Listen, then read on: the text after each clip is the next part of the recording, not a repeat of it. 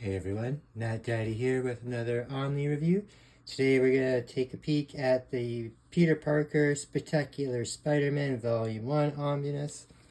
This collects all of the Spectacular Spider-Man issues 1 through 42 and the first annual there. Amazing Spider-Man Annual 33 and issue of Fantastic Four 218 where the last story kind of ties into that and crosses over. So I love all the artwork for these classic Peter Parker ones. This was the second volume of Spider-Man stories. Of course, for about 10 years or so there was the Amazing Spider-Man, and then this came out afterwards. Pretty good size there book there, decent thickness, not too bad compared to some of the other larger ones, but of course, Spider-Man, my favorite hero of all time.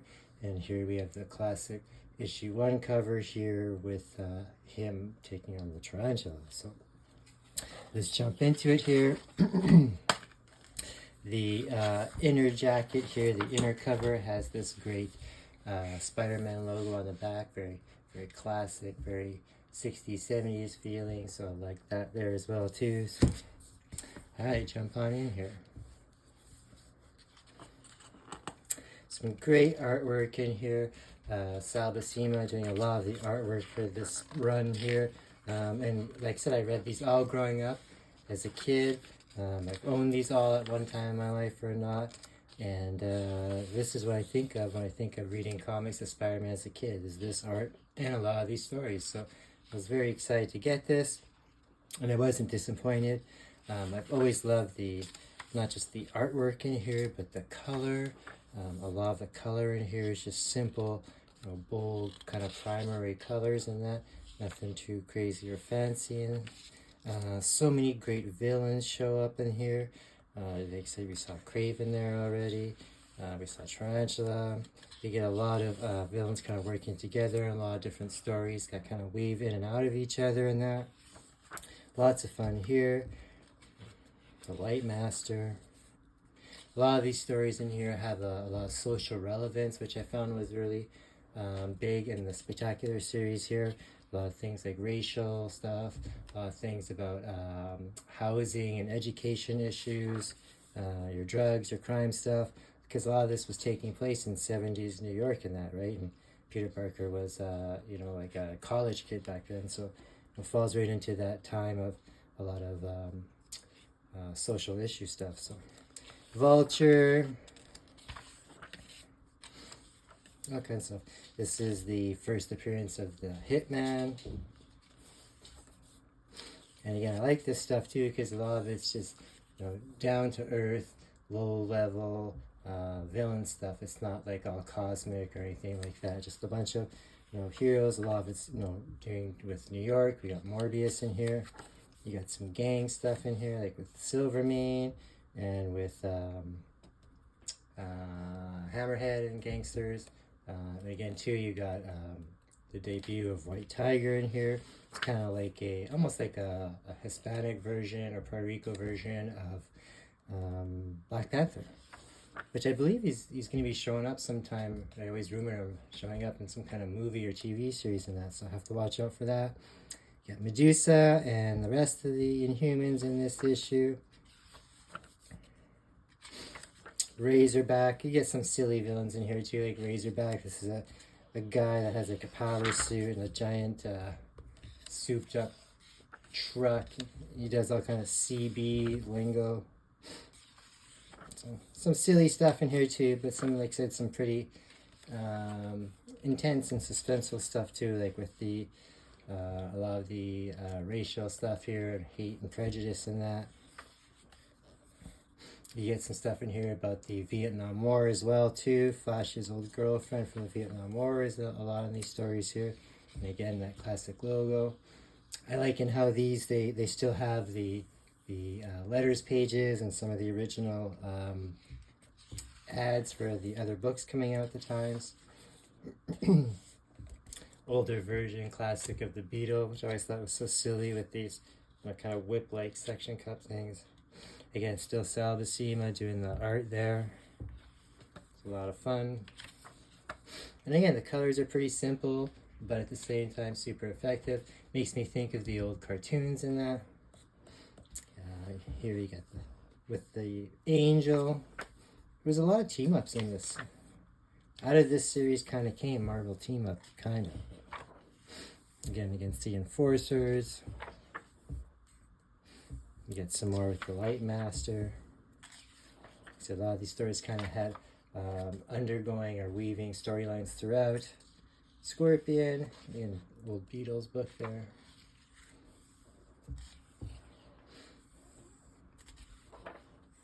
So like I said, the old one from the 70s, Volume 1 of the Peter Parker, the Spectacular Spider-Man Omnibus. Oh, we got Moon Knight appearance here. They, this does cover issues 1 through 42. Spider-Man, Amazing Spider-Man Annual, a Peter Parker Annual, the first one, and then the an issue of Fantastic Four as well too, because it crosses over, carries on from the last issue in here, which I believe is 42. Again, you got this guy called the Masked Marauder and the Carrion creature. He's quite a bit in here too, and he's always a creepy looking character. He's drawn really well in here. His powers are pretty strong in here too.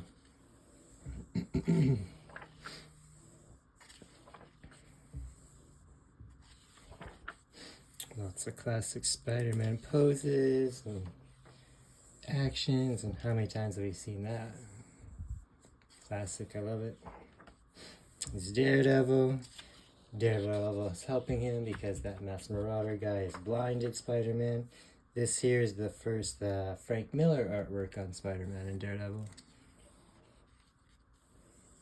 You can see there, Frank Miller. So I know Amazing Spider-Man gets a lot of the keys and important issues in that too, but Spectacular had a lot of, kind of more minor keys and events in there as well too. So more of the Carrion.